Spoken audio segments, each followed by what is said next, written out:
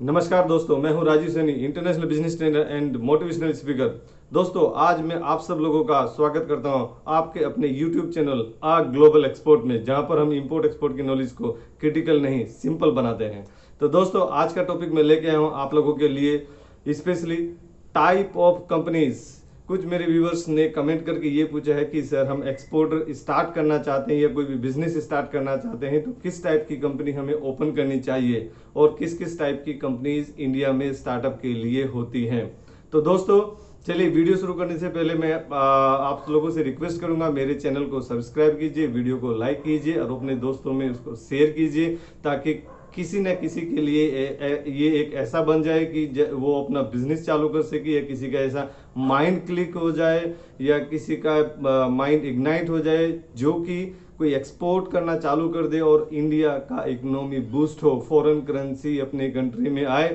तो दोस्तों, चैनल को सब्सक्राइब कीजिए और बेल आइकन को दबाना मत भूलिएगा। चलिए दोस्तों, शुरू करते हैं वीडियो। मैं बहुत ज़्यादा समय नहीं लूंगा आपका। सबसे पहला टाइप ऑफ कंपनी आती है सोल प्रोप्राइटरशिप, या कई बार इसको प्रोप्राइटरशिप का भी नाम दिया जाता है। तो प्रोप्राइटरशिप एंड सोल प्रोप्राइटरशिप क्या रहता है कि जिसमें कंपनी का एक ही मालिक होता है, जो ओनर होता है वो सिर्फ एक होता है, उसका एक नॉमिनी बनाया जाता है।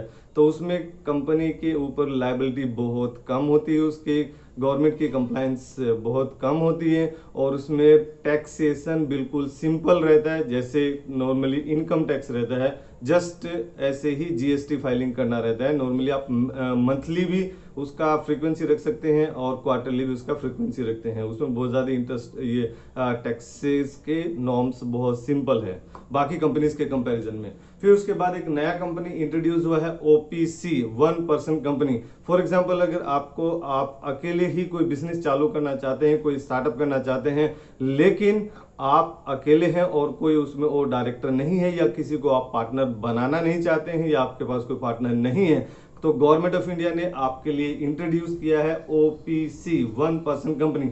आप ओपीसी कंपनी से भी अपनी कंपनी चालू कर सकते हैं, आप ओपीसी रजिस्टर कर सकते हैं। ओपीसी के लिए आपको कोई दूसरे पार्टनर की जरूरत नहीं है, कोई और ज्यादा डायरेक्टर की जरूरत नहीं है, जिसमें आपको बेनिफिट्स सब प्राइवेट लिमिटेड कंपनी के बेनिफिट आपको मिल जाते हैं। जैसे ओपीसी कंपनी में जो भी कंप्लायंस रहती है वो प्राइवेट लिमिटेड कंपनी की तरह कंप्लायंस रहती है, और उसमें जो इन्वेस्टर्स रहते हैं, इन्वेस्टर उसमें अट्रैक्ट होते हैं। जबकि ये सोल प्रोप्राइटरशिप की अगर हम बात करें तो उसमें इन्वेस्टर इन्वेस्ट नहीं करना चाहते हैं, क्योंकि इन्वेस्टर को उसमें ट्रस्ट नहीं रहता कि अगर ये तो एक सोल प्रोप्राइटरशिप है। प्रोप्राइटरशिप में अगर फॉर एग्जांपल प्रोप्राइटर की अगर डेथ हो जाती है, या कोई इंसिडेंट हो जाता है, या फिर बैंकक्रप्ट हो जाती है कंपनी, तो सिंबल मतलब जस्ट एक ऐसा ट्रस्ट माना जाता है कि ट्रस्ट फैक्टर इन्वेस्टर के बीच में सोल प्रोप्राइटरशिप को लेके नहीं है। वैसे कर सकते हैं, कोई ऐसा इशू नहीं, बट सोल प्रोप्राइटरशिप इन्वेस्टर को अट्रैक्ट नहीं करता है।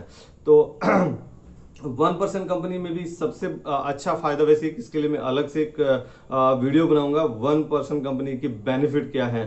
तो बहुत अच्छा एक इंडियन गवर्नमेंट ने जो easy doing of business India में लाने के लिए जो मोदी गवर्नमेंट ने एक मुहिम चलाई थी कि हम पहले जो 200 रैंक पे आते थे पूरी कंट्री में, पूरे वर्ल्ड में, तो आज हम वो 50वें नंबर पे हैं समवेयर।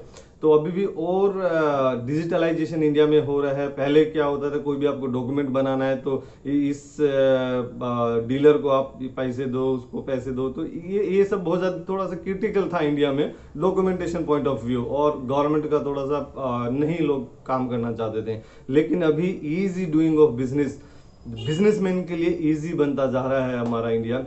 तो मैं यही कहना चाहूंगा दोस्तों आप लोगों को, आप ज्यादा से ज्यादा एक्सपोर्ट करें और फॉरेन करेंसी को अपनी कंट्री में लाएं। इंपोर्ट को अवॉइड कीजिए, जितना हो सके कम से कम इंपोर्ट कीजिए और एक्सपोर्ट को बूस्ट कीजिए। तो ओपीसी के बाद में नेक्स्ट कंपनी आती है private limited company. Private limited company में मैक्सिमम आप लोग जानते होंगे कि उसमें मिनिमम 2 डायरेक्टर चाहिए कंपनी को बनाने के लिए, और उसमें जो भी गवर्नमेंट के टैक्सेशन जो भी कंप्लाइंस रहती हैं वो सब आपको फुलफिल करनी रहती है। सभी मैंडेटरी स्टैट्यूटरी रिक्वायरमेंट्स जो रहती है, सेफ्टी नॉर्म्स रहती है, सेफ्टी मीटिंग्स स्टैंडर्ड्स रहते हैं, वो सब आपको कंप्लायंस करनी रहती है। फिर उसके बाद में फोर्थ रहती है limited liability partnership. Limited liability partnership रहती है कि आप पार्टनर हैं लेकिन आपकी लायबिलिटी लिमिटेड है। फॉर एग्जांपल आपका अगर 40% शेयर है और दूसरे बंदे का या दूसरा कोई ओनर है उसका 60% है, तो 40-60 का रेशियो हो गया। या मैक्सिमम लोग 49 और 51 का ज़्यादातर करते हैं कि 49 है तो उसका शेयर कम है, और मतलब जिसका 51% है वो कंपनी का असली मालिक माना जाता है। तो यही मतलब इंडिया में ज़्यादा जो प्रचलित है। तो दोस्तों मैं बताना चाहूँगा प्राइवेट लिमिटेड कंपनी, और इसके बाद ये लिमिटेड लायबिलिटी पार्टनरशिप है तो उसमें आपकी लायबिलिटी लिमिटेड है। अगर कंपनी ने कोई बैंक से लोन लिया है या कंपनी बैंकरप्ट हो जाती है या कंपनी में कोई लॉस हो जाता है या कोई नेचुरल डिजास्टर हो जाता है, कोई फ्लड आ जाता है, अर्थक्वेक आ जाता है, या कुछ भी मतलब ऐसा हुआ कि जो मतलब अपने प्लान नहीं किया था या अनप्लान कुछ भी ऐसा हो जाता है, तो उसमें आपकी लायबिलिटी लिमिटेड होती है। आपके पर्सनल एसेट्स को कोई टच नहीं कर सकता। जैसे ओपीसी कंपनी के लिए मैं बताना चाहूँगा कि ओपीसी कंपनी में 1% कंपनी है, वो ओनर जो है 1 है, लेकिन उसमें कंपनी जो भी वो लोन लेगा या कुछ भी एसेट वो बनाएगा तो कंपनी का एसेट रहेगा, ना कि उसका खुद का अलग से कोई भी लायबिलिटी रहती है उसकी लिमिटेड रहती है लायबिलिटी। मतलब अगर कंपनी को कोई लॉस भी होता है तो उसके पर्सनल एसेट से वो रिकवर नहीं किया जाएगा। सोल प्रोप्राइटरशिप में यही होता है कि अगर कोई आपके दुर्घटना हो जाती है या कोई आपके कंपनी में लॉस हो जाता है तो सोल प्रोप्राइटरशिप में आपको अपना से रिकवर करना पड़ता है। यानी बैंक से अगर आपने लोन लिया तो बैंक आपसे पूरा रिकवर करेगी। नेक्स्ट कंपनी आती है फिफ्थ कंपनी फ्रेंचाइजी कंपनी। जैसे कोई बड़ी कंपनी होगी, मैकडोनल्ड्स हो गया या KFC हो गया, वो अपने फ्रेंचाइजी निकालते हैं। मैं ऐसे किसी KFC या इसको प्रमोट नहीं करूँ, जस्ट एक एग्जांपल दे रहा हूँ कि जैसे रिलायंस के पेट्रोल पंप हो गए, SR पेट्रोल पंप हो गए, इंडियन ऑयल्स के पेट्रोल पंप्स हो गए। तो petrol pump company Indian oils है, लेकिन पेट्रोल पंप का जो ओनर है उसने छोटी सी एक अपनी कंपनी लगाई है, पेट्रोल पंप ओपन किया है और फ्रेंचाइजी लिए ही इंडियन ऑयल से।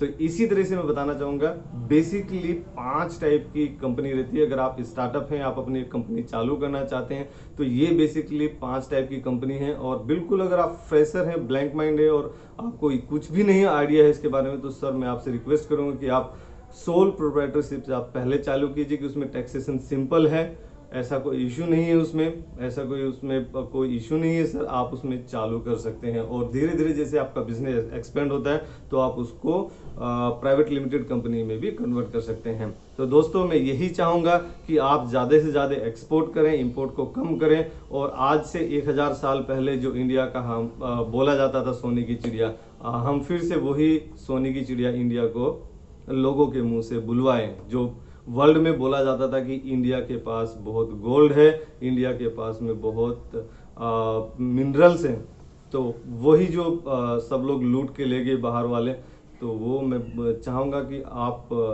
हम सब मिलके एक ऐसा करें कि इतना एक्सपोर्ट करें कि अपनी इकोनॉमी को बूस्ट करें और फॉरेन करेंसी को अपने कंट्री में लेके आएं। तो let's do export together. Thank